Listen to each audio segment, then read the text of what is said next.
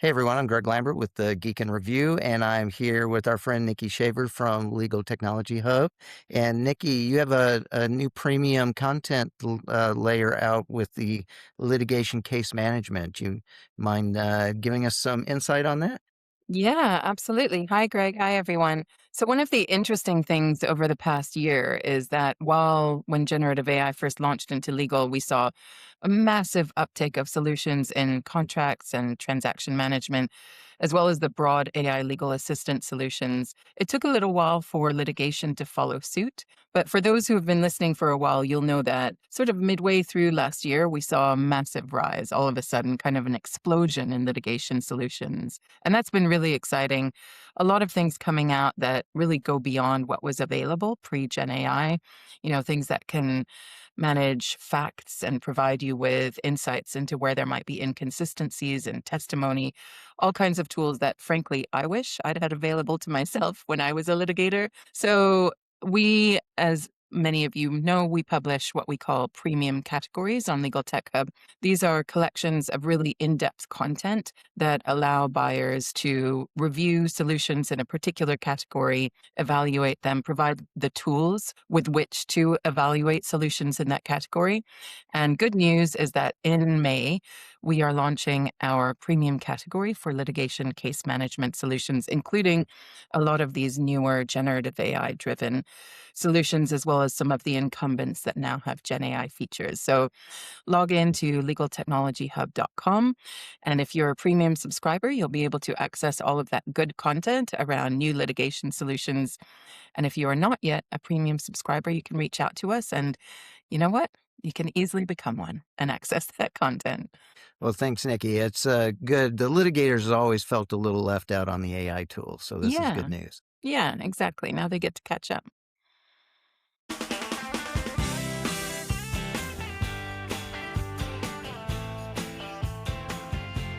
Welcome to the Geek and Review, the podcast focused on innovative and creative ideas in the legal industry.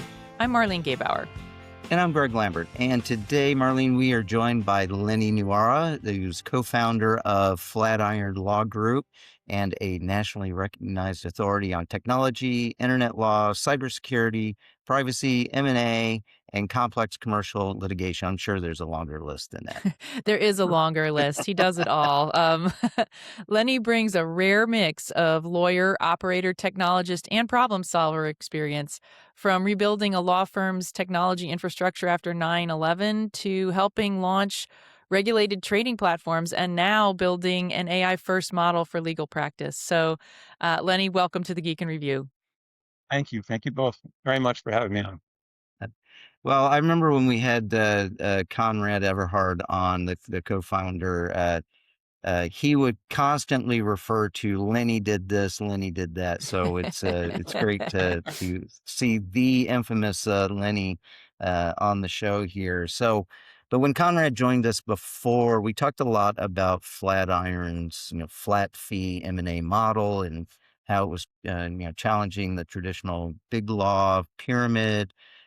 So with Flatiron AI, it feels like the model seems to have evolved from just this alternative fee structure plus technology into something closer to what you had referred to us before we started recording as a talent first AI operated system for legal work. So, Lenny, I want to ask you, when you say talent first AI operated, what does that actually mean for the practice? Yeah. So, yeah, because a lot of people say, AI native, and I don't like the emphasis on the AI first. It's the practice of law is all about talent. That's the number one thing that anyone hires. You have a problem, you want to find the best that you can afford to handle that issue. You don't hire AI, and I'm not trying to malign anybody with regard to the AI first label. That's not the point. But the point is it's talent, and it's talent that has to drive the AI. So, as a firm, we started over 9 years ago now, and we were essentially leveraging technology significantly before the advent of AI. But still, it was talent driven. And then I started building systems. I have a degree in computer science, and I've been playing with these tools for a long time since the creation of that machine in the behind me. Yeah. Um, and the idea is to take a tool like that one or AI today. It's a long way forward, and leverage that tool in the practice every single way you can. And I've been doing that in my practice for the 42 some odd years I've been doing it. Is where I can use tech to enhance the practice. I use it. It started with word processing. Later on, using databases to find embezzlers to get the money back, and building flat fee litigation support nationwide. We did flat fee litigation in asbestos. Didn't really matter where, but I tried to leverage the use of the technology. But it's always driven by talent. What we do as counsel has to be not just the in the loop. Which I just don't like that phrase. We're not just in the loop. We should be driving it. Yeah. So the AI in the practice, what I'll call, or talent first, AI powered is another phrase that I use, is using AI to support the lawyers, which you guys know how that works. Okay, but it's in the nature of the architecture where the AI comes up. So transactions, which we do the most of, right?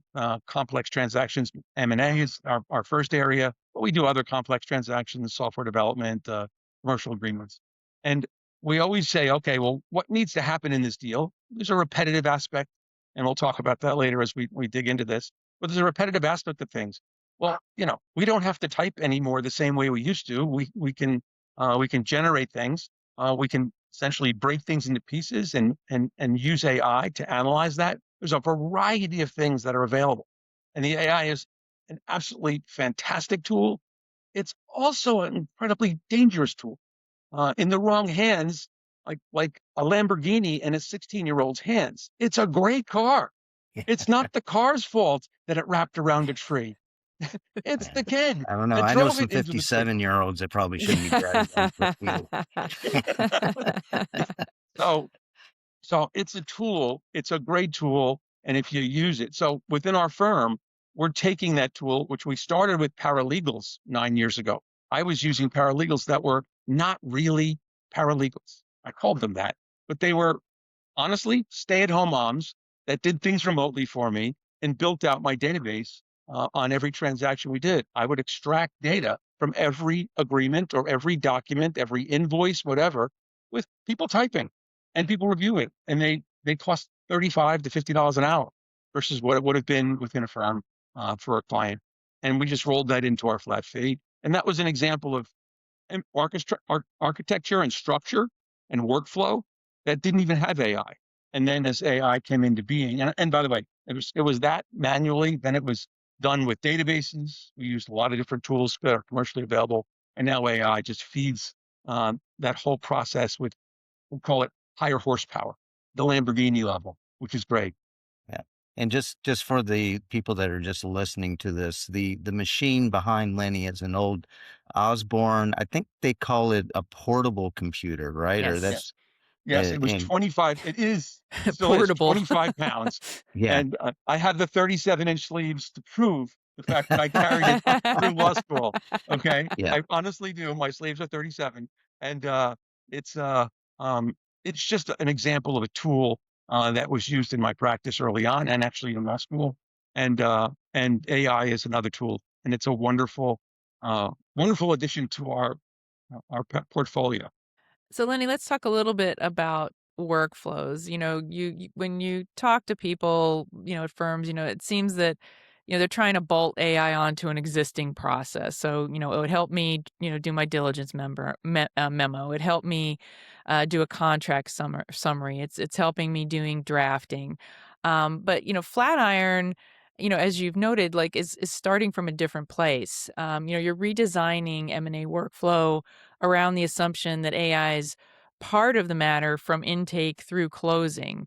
So, what parts of the deal life cycle have had to be rethought? And where did you discover like the old workflow simply didn't make any sense anymore? All right. So that's a great question. So let me break it apart a little bit. It's a hard question because I think people are having a hard time wrapping their heads around that.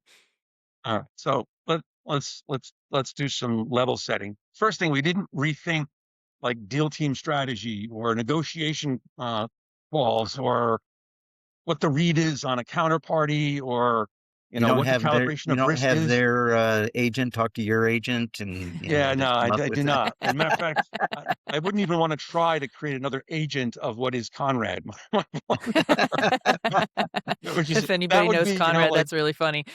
yes. So you wouldn't want another one. I always said if there was if I had an agent, okay, I'd still be working and my agent would be on the beach. Okay, so it's Yep. like it doesn't always work. But so first, it's AI powered practice. We're not taking any of those away, and this is true in litigation. True in transactional work, regulatory work, whatever. There's a core that doesn't change, but in terms of the practice and the flow, that what we've done is we did re-architect, what I call re-engineer the practice of the way we do deals.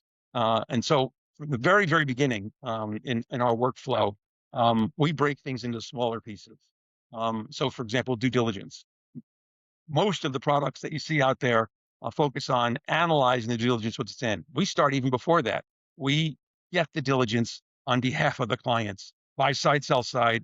We put all the questions up on the platform. People respond to the questions on the platform, and they're tracked on the platform from the very beginning of the deal, the start.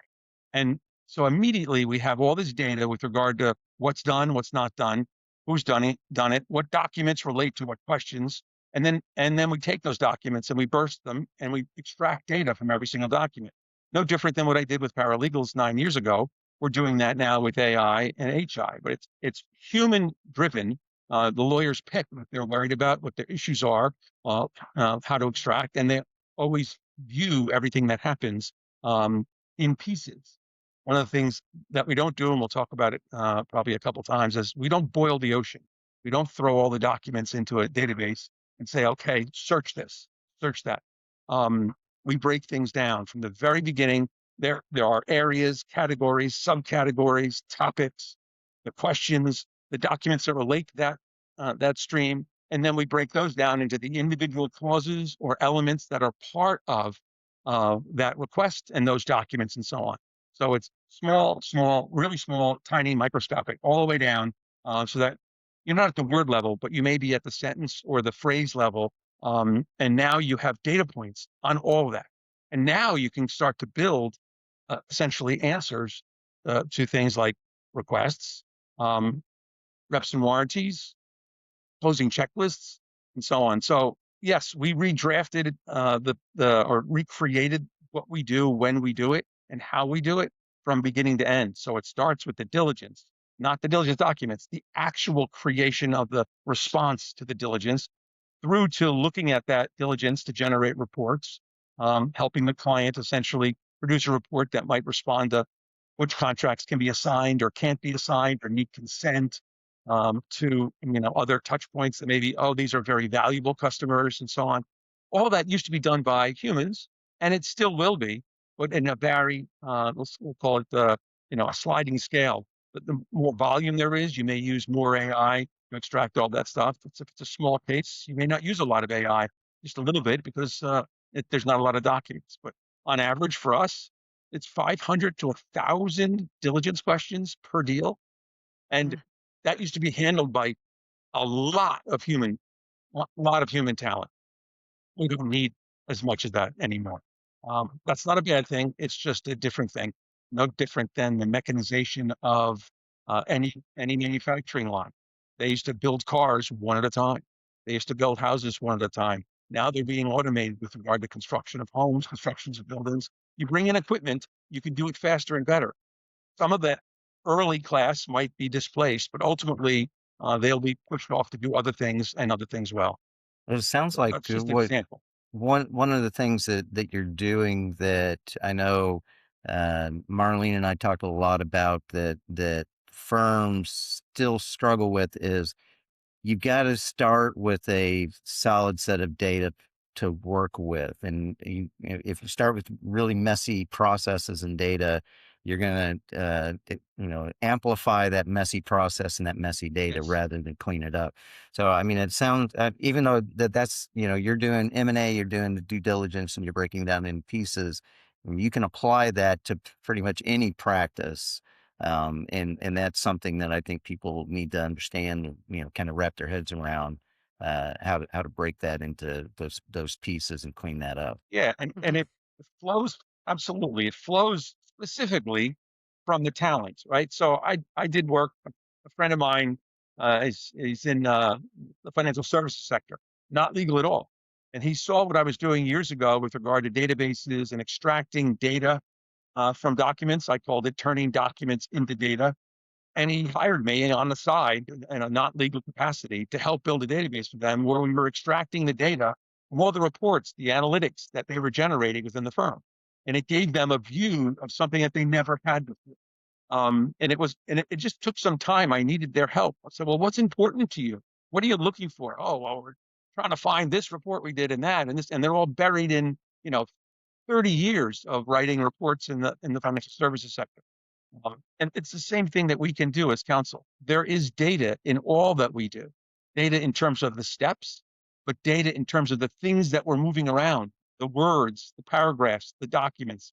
That data can be captured and used in a variety of ways to improve the practice of law and the accuracy of what we're doing on a go forward basis down that transaction scheme or through litigation or otherwise.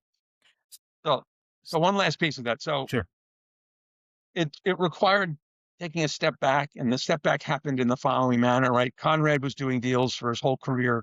I was always riding on the outside of deals. We were at different firms many years ago, but we were friends, and we joined forces when we formed Flatiron.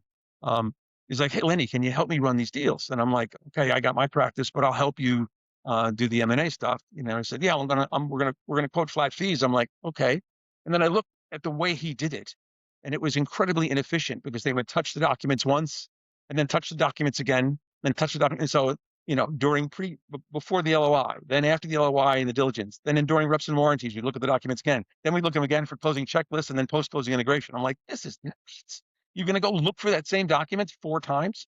So I started re-engineering the process out of basically the desire to be more efficient, and then allowing us to really hone those flat fee quotes. And that just required, you know, a closer analysis of what's important and what's not. And as I said earlier, that can happen in any domain, right? It can be transactional work, it could be litigation, it could be regulatory. It's just that if it's driven by the right driver, somebody that has the intellect of what happens, and they take a step back and say, "Hey, is there another way to do this that's more efficient?" Then it should be applied. And the tools have gotten significantly better where you can do that now. I did it initially with paralegals and databases. Now I'm doing it with AI and databases, but still databases, because everything we do as lawyers don't want to hear that, but everything we do as lawyers is data driven. It really is.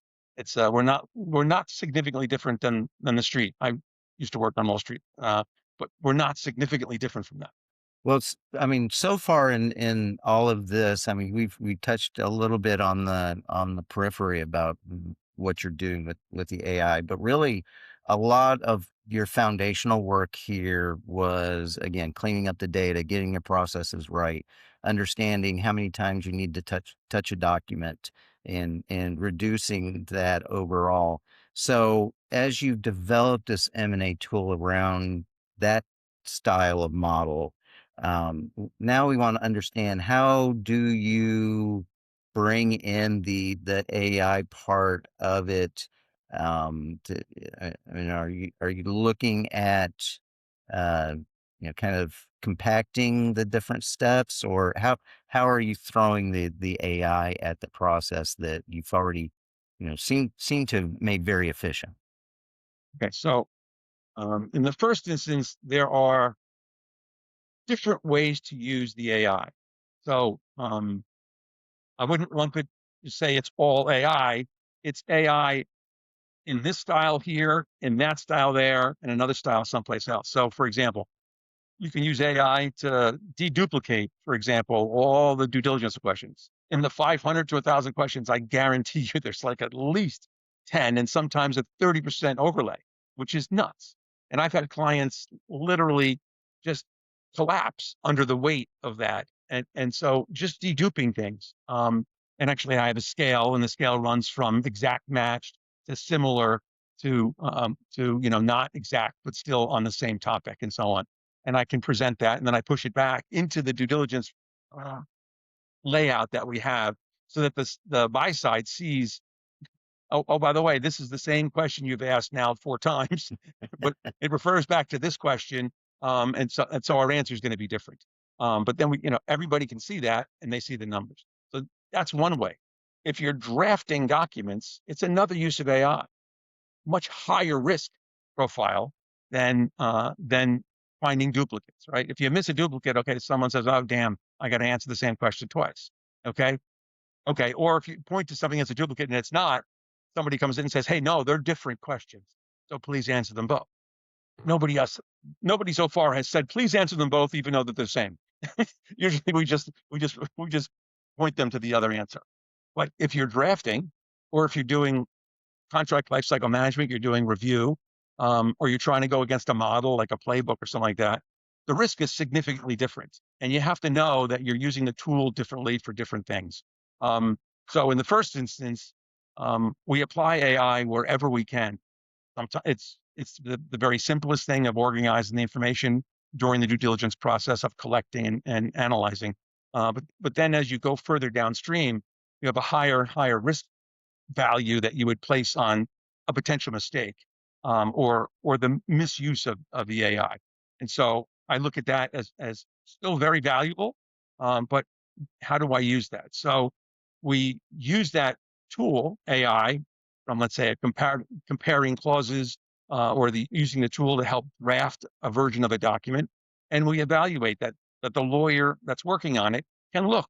So, for example, closing checklist has 30 different documents, 50 different documents that have to be generated, from the assignment consent letters to FERPTA letters, these letters that have to go out to confirm certain regulatory compliance, a whole litany of things. Okay. Some of those letters are standard fare. Okay. They really are. So, and if it can extract the to and the from and the section of the agreement and so on and so forth, which then can be eyeballed by a partner or an associate, that they're correct and they can go out, that's a great use of the tool. And in another realm, if you're actually drafting the master agreement, that's a lot more difficult ask of the AI. And maybe you will, but you're gonna give it a lot of feedstock, a lot of documents that will essentially frame up what you're looking for, and then you're gonna have to have a really serious, analysis of the quality of it. I found that this is 2 years ago, let's say, you could look at a document that's generated by AI, and I swear it looks fabulous. It reads incredibly well. And as counsel, we get sucked into that. It's like, oh my God, this is done. We're done. So you take a step back and say, wait a minute, it didn't address this. It didn't Yeah. address this. Didn't actually It say did this anything. backwards. It's But like, it said it oh my well. God. It said something, but it didn't say everything you needed But it to Oh said know. yeah, it something said something well. really Not well. sure what that Yeah, something yeah. was. It's the articulate con man, and I used the phrase last year at Legal Innovators. Everyone's hot in the back room getting high on Gen AI. It's like, oh, this is awesome! Holy cow! Wow! It's like, wait a minute. I'm not experimenting with drugs. I really know what I'm doing. No, no, you're not. So AI can have that tendency. So as you move down the spectrum of its use, if you recognize how it's going to be used, and then you take a moment. One of the things that we do is that we break things into pieces. I've mentioned it before. We parse and break. The smaller the piece is that you give an AI, the higher likelihood of success that you will have with it. The bigger task that you give it, the worse it will be. And the reality is that's the same with humans. If I give an associate 10 things to do, some of them are going to come back wrong. Okay, if I say just do this, just do that, and so on, and I'm been known to be a micromanager, as you can probably already tell, and I get a lot of grief for that. But the reality is that when you micromanage, it takes more of my time, but ultimately the product and the training to the student is, or the mentee or the associate is incredibly more valuable. Yes, they can wander in the forest on their own for hours or weeks at a time and produce materials that I would edit and so on. But I find if you do things in pieces, it works out much better with humans, and it works out much better with AI. I taught at law school for a very long time, and I've used to run hiring at some of the firms I was at, so on. So it's a big thing to me to help bring up the youngers and bring them through. Right. And it just takes, and you got to deal with AI the same way. And How so do you, Lenny, they're as parallel. a as a self-proclaimed micromanager, how do you know when to stop? It's almost like doing research. When do you know when? Okay, I think that at least for right now, this is where we need to stop because otherwise we're getting diminishing returns on Yeah, breaking down. I can't give you a quantum. That's a quality issue that the HI, the human intelligence factor, is critical on. I will tell you that a first, second, third, or fourth year will say, okay, it's done. Then a fourth, fifth, sixth, or seventh year will say, no, no, it needs to be fixed. Then the partner says, you're both wrong. It's still not done. And that comes from wisdom. And it's the same thing. I would treat AI the same way you treat young associates, but also break it into smaller pieces. So that way um, you can essentially trust but verify, right? You can trust them to do something, but if you do it in small pieces, you'll find the mistake in that one place. So maybe it's finding the mistake in the hallucinated citation or in the logic that someone missed. I have a whole nother big speech and article that I'm working on about it's not so much hallucinations that are the problem, it's uh, a race to the mean with regard to the use of AI, which maybe you'll ask me a question later. I'll let that pop out later. I I like how you were describing this. Like if it's more complex, you have more chance of problems using AI. But I two things. Like I think it's sometimes challenging to for attorneys or to explain to attorneys like certain types of things like are more complex than other types of things and that you're going to have more of a chance of not getting the results that you want doing one thing versus doing another thing. And so I'm curious how you make that determination or you explain that to people that are kind of working with you and working with the tool. And also, what about sort of agentic workflows? And I mean, is that tackling some of this because you are able to take a something that is more complex and kind of break it into steps? Yeah, so I'll do the second half first. So breaking things into steps is what I was talking about, right? And you can do that with agentic components. The key, from my perspective, is to stop and have HI, human intelligence, in between Mhm. the steps. Many people are building agentic workflows. Great, okay, but there's no verification opportunity between the agents. That's no different than saying you're not going to look at each of the steps from the first associate to the senior most associate or junior partner. That's just a recipe for disaster. You break things into pieces and then you can verify that. Um, it's hard to judge up front all the steps. But if you can reward we'll call it the senior talent, the partner, with the ultimate goal of more efficiency later, they're going to have to invest more time early to break down their process into smaller pieces. They know all the steps. They know where the issues or the problems will erupt. And if they take the time to look at their process with a critical eye and break it into pieces, that's an efficiency hit on them. They're not efficient, but hopefully it will be a multiplier for later when they invest the time now. It's no different than investing time in an associate. You invest the time now and build the process in small increments along the way. Then you can build out the technology again with verified steps in between to build it out and create reliability over time. But it is a time sink. And that's something that, I've spent an inordinate amount of time the past couple of years, building Deal Driver and building with Megan Ma at Stanford Deal Mentor, which is a negotiation simulation that's agentic based and so on. And the amount of time that we've been devoted to those, and I'm not bragging, it's just if you want it to be right, you must spend the time. And I have the flexibility because I don't have the labor stack that existed when I was a partner at Greenberg Traurig or Thatcher Profit or any of the other firms I worked at. I can do that. And, if I was at a firm, they'd either say, okay, go for this, we're going to switch your role, your numbers are going to be different, and so on and so forth. And hopefully we'll generate efficiency firm wide. Well, we did that investment into our firm and into Deal Mentor. It's a hard thing to swallow for many firms. I don't begrudge them at all. It's hard that you're at a big firm and you're grinding through and you're making your numbers and you're doing well. Why switch? Like, you got to be kidding me. I'm not going to switch that. I'm not going to change my comps. I don't want to. I'll help a little bit, but not. I mean, I remember I was laughing at a conference I went to, and the firm, which remains nameless, was bragging about the fact that they give whatever 50 hours a year or 100 hours a year to the associates to think of operationally how to make things better. When I could do that in a month, I could spend an extra 200 hours in a month. Sounds insane, but I will, and I'll do that because it's giving us tremendous operational efficiency later. But I can do that. But firms need to look at that, and they can do that with their ops group. But at some point, the real talent needs to spend that time, and Mhm. that's hard to get. It's understandable. Yeah. So you were mentioning this sort of judgment calls and some of these AI enhanced workflows. So the HI, why it matters, what's the next step layer that sits above what the AI is actually doing. Um, as you're designing the M&A tool and a broader type of AI powered workflow.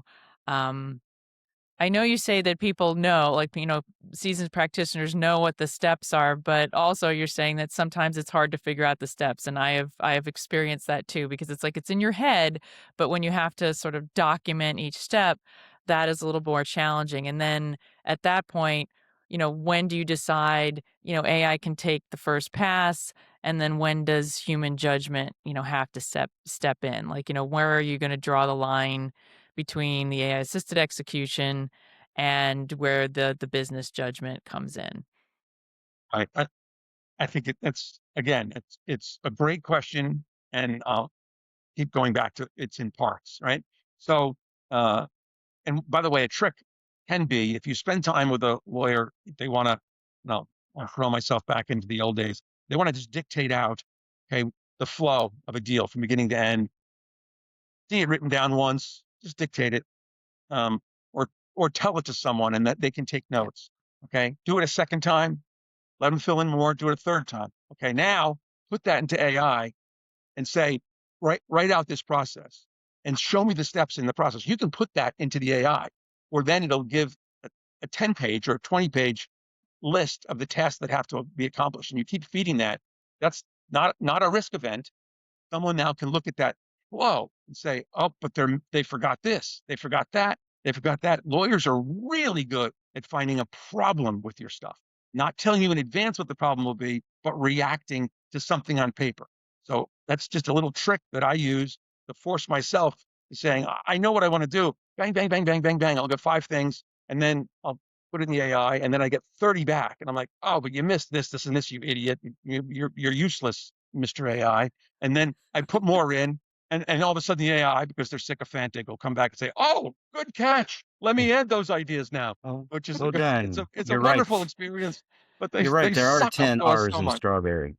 Well, it sounds a lot like what we've had Wendy Jepson from Let's Think on, where she talks about taking the advantage of having the partner talk through that process multiple times without realizing that they're talking through the process multiple times. So it's an art, I think. It is. And It's an art. It's not significantly different than your art.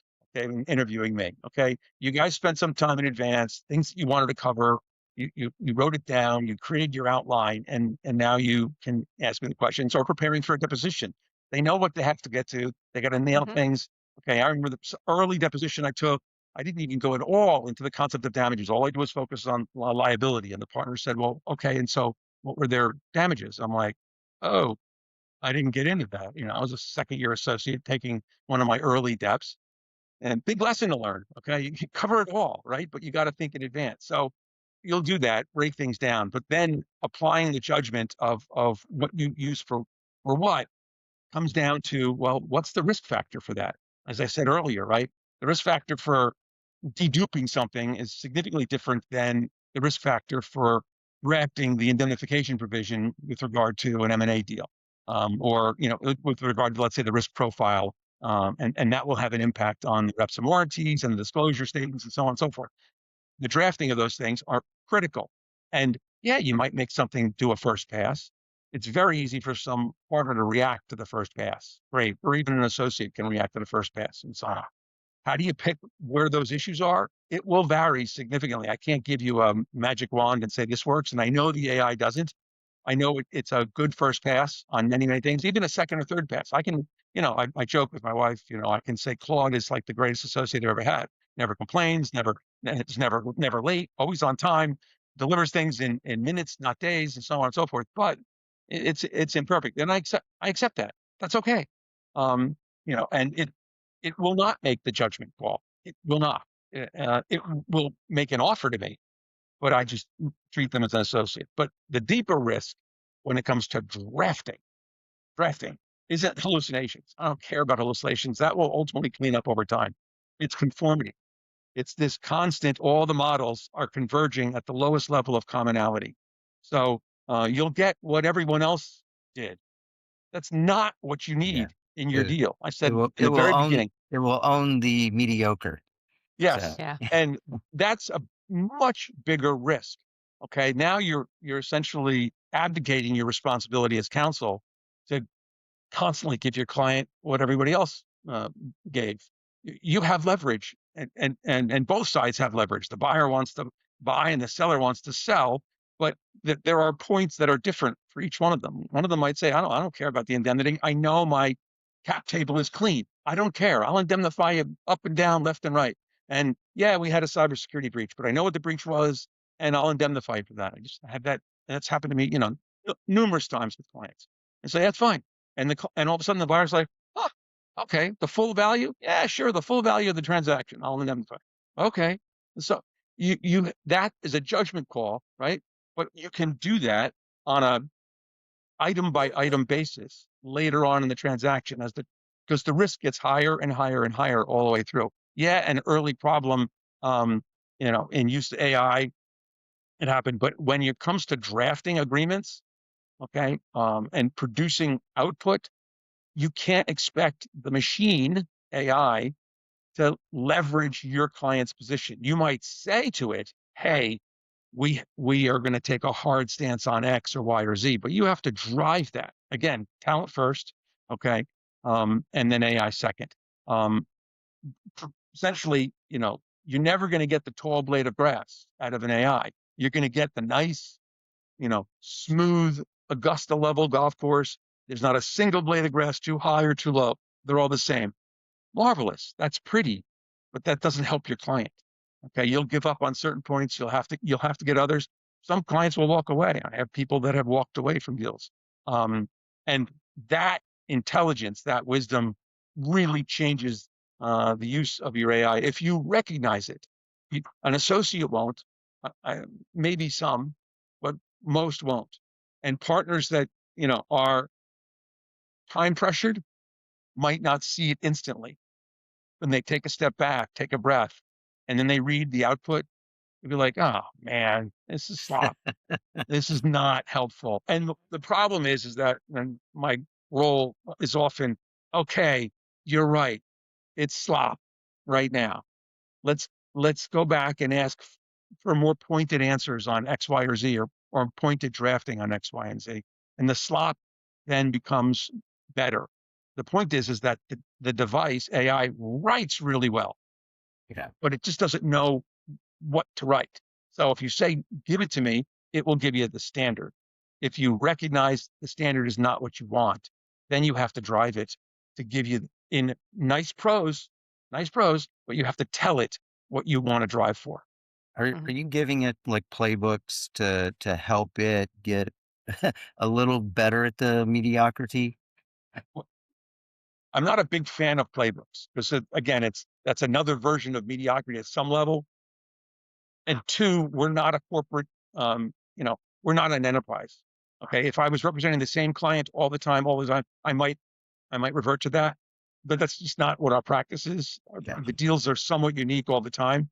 Um, but I will give it a stack of things that we've done that push the envelope a certain direction. Let's say, you know, uh, the calculation of the doesn't really matter, but um, there's certain calculations that have to happen, and you want them to break a certain way. So the working capital calculation is really what it Are you is. are you It find has to break a certain way. are you finding the AI is getting better or worse when you give it It's things right to now, it's about the same, no matter how many times. And sometimes I okay. play one against the other. Our platform lets you use four. If you want to put another AI on there, we can just put in an API and off we go. Um, and you can play against one another. But from what I'm reading from the various sources, they're all being trained on the same corpus. So much of it is the same corpus, and particularly with regard to private transactions as opposed to public deals, that's very troublesome. There's not a lot of data on the private transactions, so your experience base is really great. Hmm. So that's where we do the old-fashioned way. We pull our old deals and we put them in, and it'll create a first pass, but it is still literally just still a first pass. That may change over time in larger firms than mine. You know, the mega firms, the big law, they have a corpus that they can point to that are significantly larger than what we have, and they might be able to create, you know, through RAG, right, retrieval augmented Mhm. generation, they can push that data in for drafting purposes. That would be great.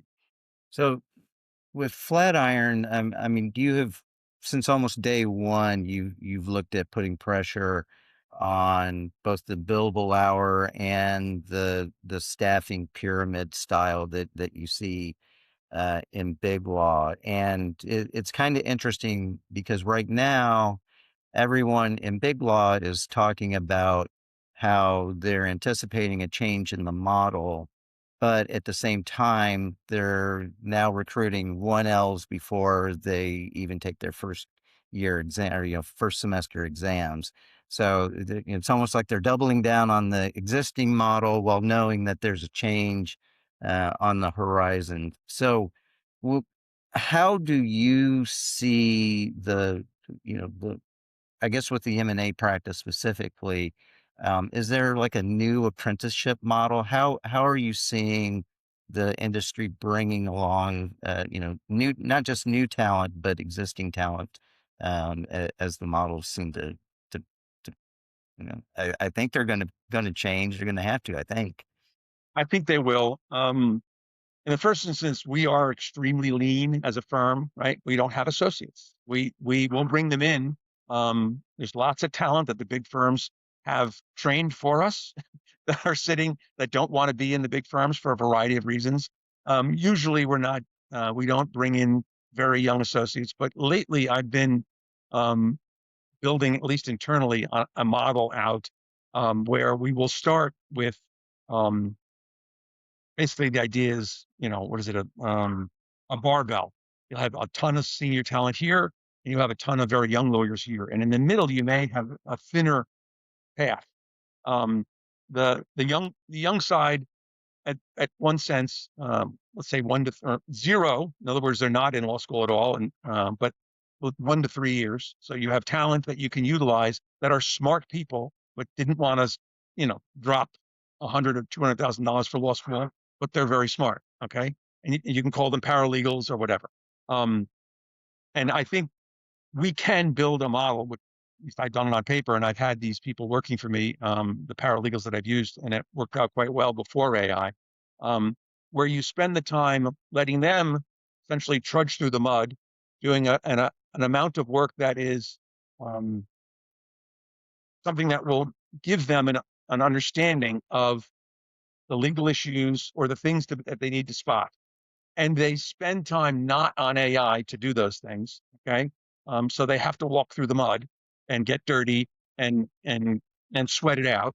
Okay, and some of them will progress into the practice and so on for later years and so on. The middle years, 3 to 10 or whatever it is now, the bigger firms, um, I think unless they adapt quickly, are more challenged because a lot of what their work was doing was overseeing the various, the years below them.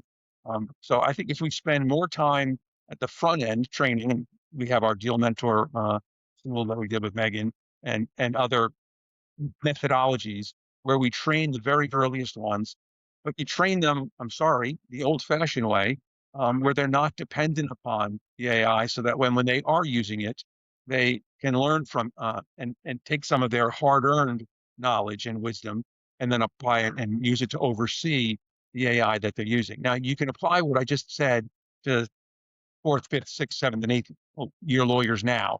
The difficulty is to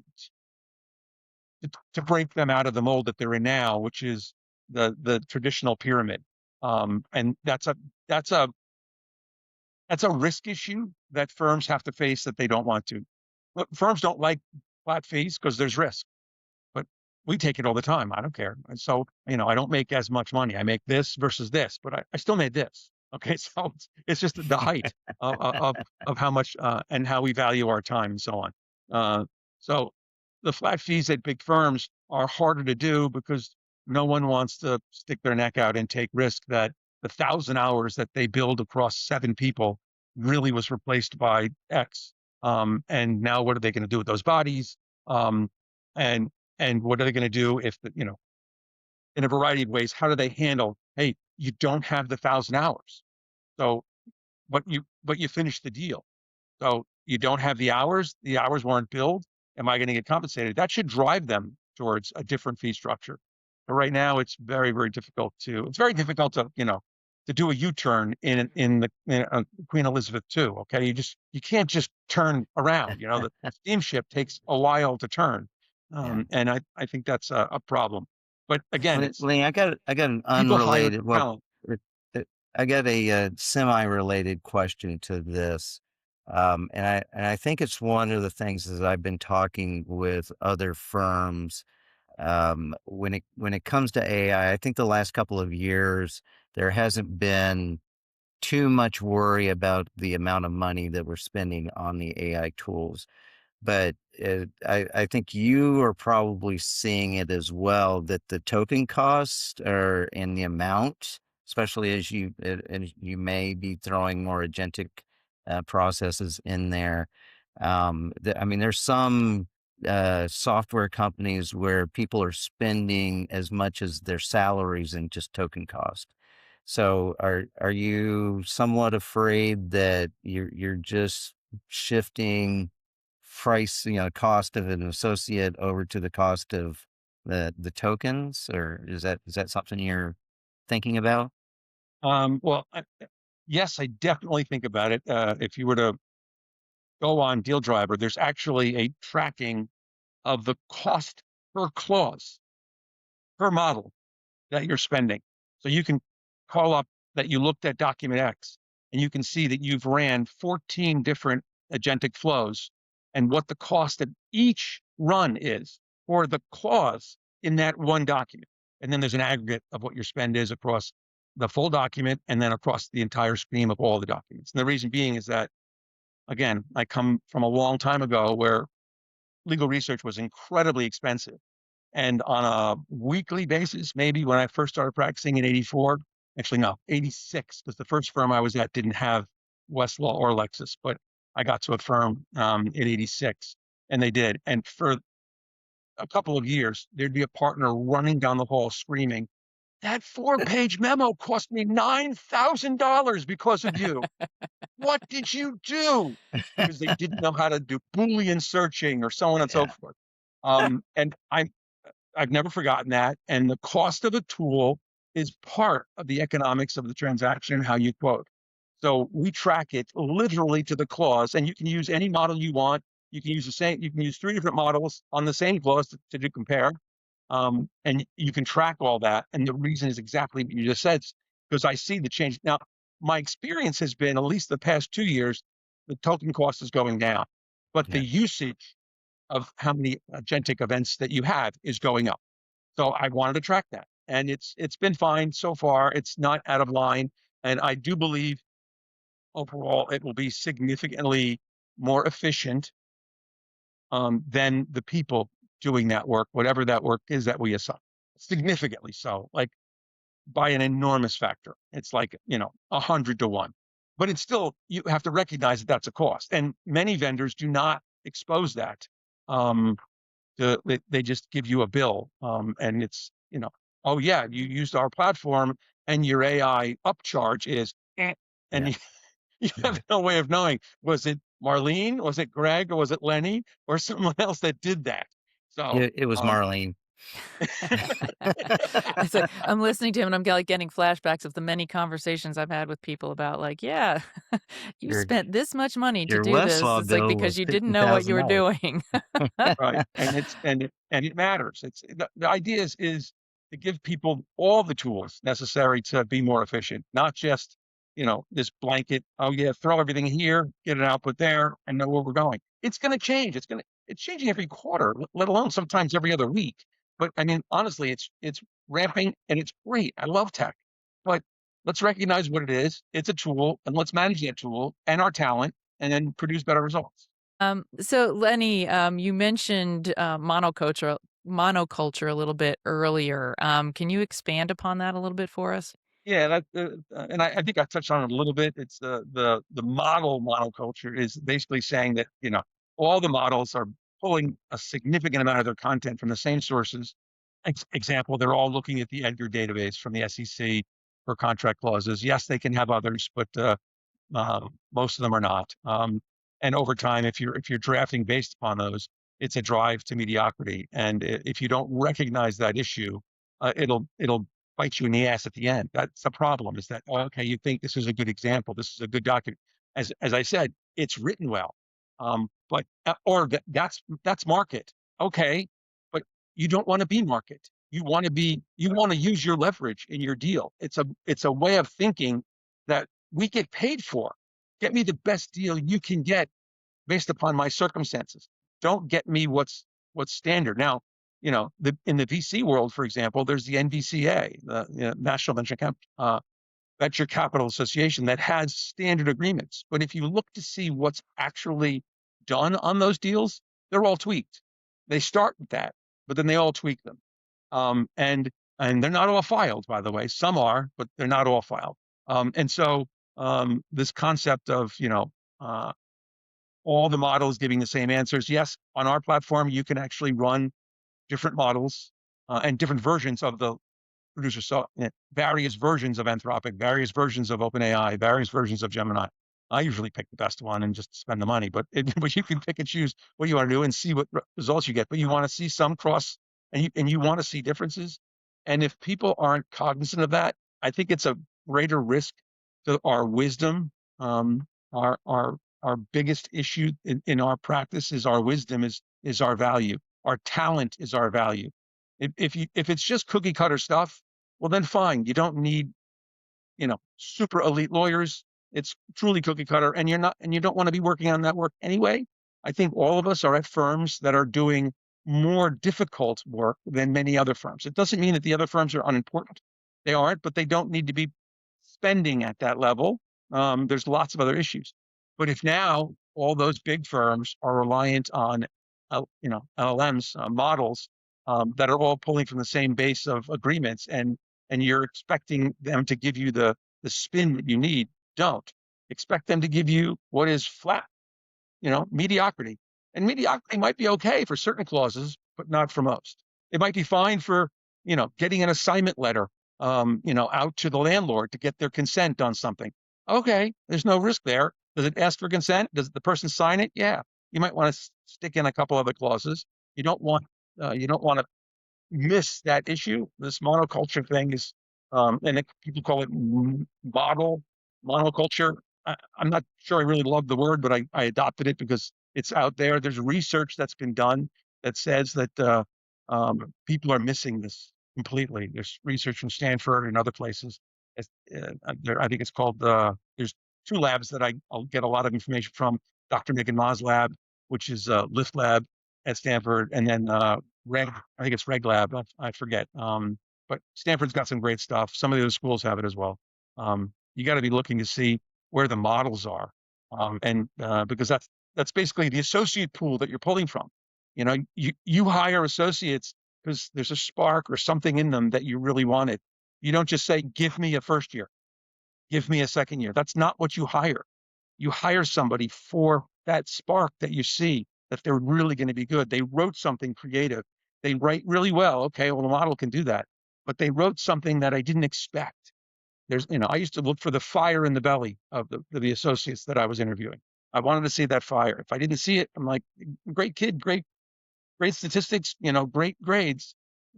They're not going to do it. They're not going to cut it.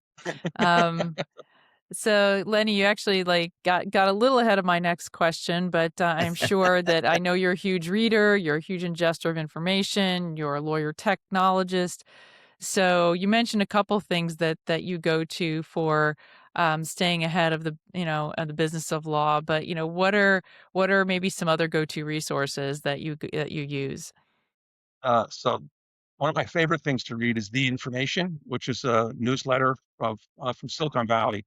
They track all technology companies, all the latest, but not just the startups, which they do. Um, they're not legal tech; they're just tech. I spend most of my time reading about tech because I buy tools, right? And I use tools. I don't care if they're legal tech tools; they're just tools. I like databases. Most lawyers don't care to read about databases. I did. I was an early adopter of Smartsheet. Then after that, Airtable. I thought Airtable was marvelous. It's a relational database. You say that to most people, and they'll just fall asleep. They don't care. They don't want to know. But I track the traditional technology sector very, very closely. Between that and LinkedIn and my feed on LinkedIn, those are two go-to sources. But I also track like Bloomberg and Wall Street Journal, their coverage on the tech industry and trading. Why? Because trading essentially funds the tech industry, which then funds the innovation. So I look for that I don't want to say virtuous Relationship. loop, but that relationship really matters. Obviously, I mentioned Megan, who's a great friend and our partner on Deal Mentor, but also the work that she's doing out of the Lift Lab is fabulous to see Mhm. what's coming and essentially frontier work. It's about frontier, models, but her work is truly on the frontier, which is just so much fun. I see her a couple times, probably 6 times a year. I'm out there working with her on Deal Mentor and other stuff. Um, Great. other other things, tech industry publications like PC Magazine, all the way through to InfoWeek and the cybersecurity journals that are out there.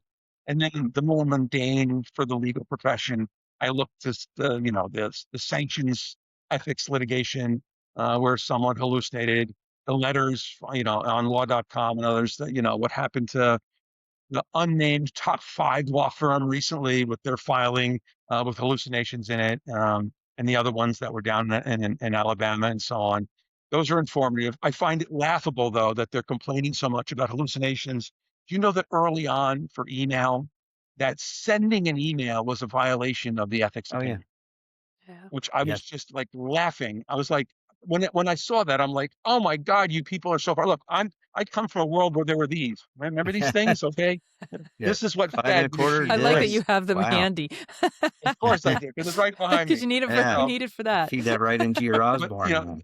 it's like email. Oh my God, Lenny, you're sending an email. That's a violation of our ethics. I'm like, no, it's not. I don't care. I'll take that fight. Nobody ever sued me, so I'll take. But but All right. but you All got to right. track Well, that stuff. we peeked into the past with your 5 and a quarter inch floppy disk in your Osborne portable computer. So now let's peek into the future with your crystal Oh ball. goodness. So what do you think over the next short period of time that the legal industry needs to be prepared for? What's your take? Okay. Well, I already mentioned the model culture. That is critical. And it depends on where you are in using the stack, right? So if you're using it the pedestrian stuff, you're not going to be worried about it. If you're using it for CLM, contract lifecycle management, contract review, drafting, you have to be worried about that. You have to be looking much more carefully at that. So, and if you're not, you're toast. I mean, like you're really in trouble. You're missing a big issue, bigger in my mind than hallucinations. And so we'll see, it will probably present itself when you see more of, it's not slop, or more mediocrity in the output that you're getting from the machine. So that's item one. Simulation training, that's not just a plug for Deal Mentor, although it's a great product, but we need more simulation training to create a more engaging environment for younger lawyers to learn. And AI can do that. We created dialogue. It's a simulator, but it's not based upon any pre-written dialogue at all.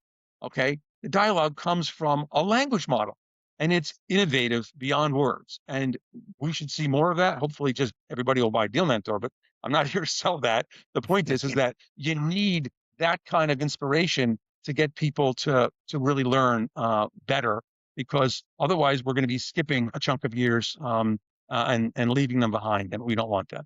Yeah.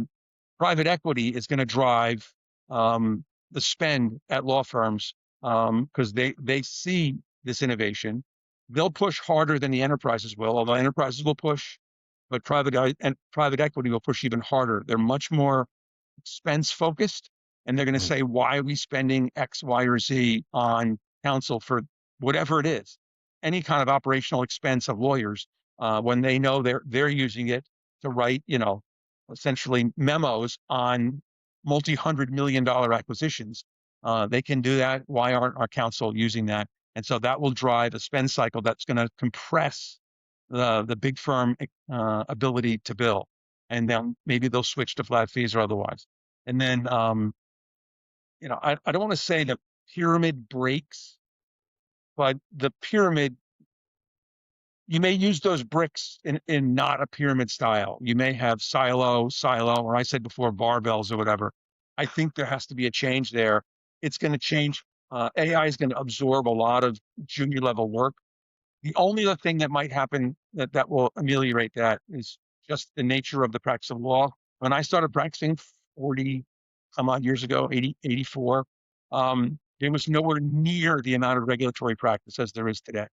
The regulatory practice has exploded as a percentage of what a law firm does, and the complexity on every transaction around the regulatory sector. Um, no one really anticipated that, but we kind of grew into it. The existence of AI will help with regard to that. But the point is that everybody thought, oh, well, the practice of law will get more and more efficient and so on and so forth. It didn't really. It created new sectors of things to look at. And so smart firms will figure out that maybe we have to shift people around and train them differently and so on.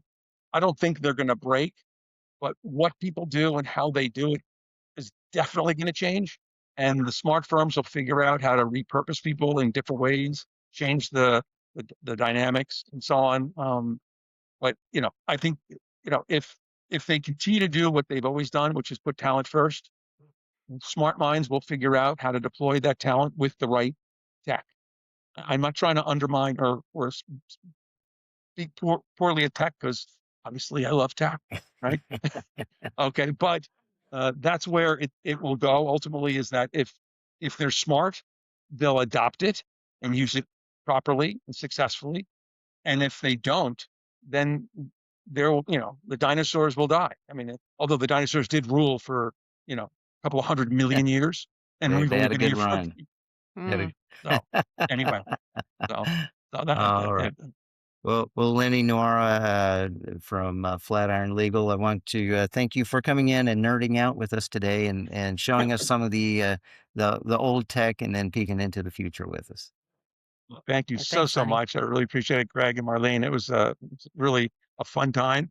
Let me blather on about things. I appreciate it, and look forward to seeing you guys more on this great podcast. Yeah, well, thank you, Lenny. And thanks to all of you, our listeners, for taking the time to listen to the Geek and Review podcast. If you enjoy our dive into this data, please share it with a colleague. And Lennie, if people want to learn more about you or Flatiron, where's the best place for them to go? Our website is now flatironlaw.ai, and my email address and contact details are there. So it's flatironlaw.ai. Gotcha. And as always, the music you hear is from Jerry David DeSica. Thank you, Jerry, and bye, everybody.